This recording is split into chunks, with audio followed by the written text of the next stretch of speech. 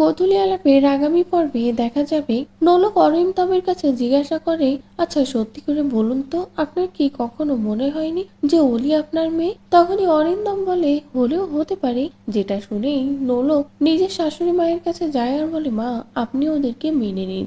যে কথা শুনে তো পরিবারের সকলে পুরো চমকে যায়, সকলের মাথায় যেন একেবারে বাজ ভেঙে পড়ে। অন্যদিকে অরিন্দমের মাও পুরো চমকে যায়। অন্যদিকে অগ্নি ও রোহিণ নিয়ে তো আনন্দ করা শুরু করে দেয়। অগ্নি বলে, সর্বপ্রথম আমাদের নোলককে এই বাড়ি থেকে বিদায় করতে হবে, তারপরে তনয় একসাথে বিয়ে দিতে হবে বর্দার, আর তারপরে বর্দার ফার্ম হাউস এই বাড়ি সবচেয়ে আমাদের হাতের মুঠোয় থাকবে। যেটা শুনে তো রোহিণী ভীষণ খুশি হয়ে যায়। অন্যদিকে অগ্নিও আনন্দ করে। এদিকে নোলকের এই সিদ্ধান্তে তো সবটা পুরো ঘুরে যায়। নোলকও মনে মনে ভীষণ কষ্ট পায়, কিন্তু কিছুই করতে পারে না। তো বন্ধুরা, নোলকের একটা ভুল সিদ্ধান্তে সবটা তছনছ হতে চলেছে, কিন্তু নোলক কি বুঝতে পারবে সে কত বড় ভুল সিদ্ধান্ত নিচ্ছে, আর শেষ মুহূর্তে কি সবটা সামলাতে পারবে?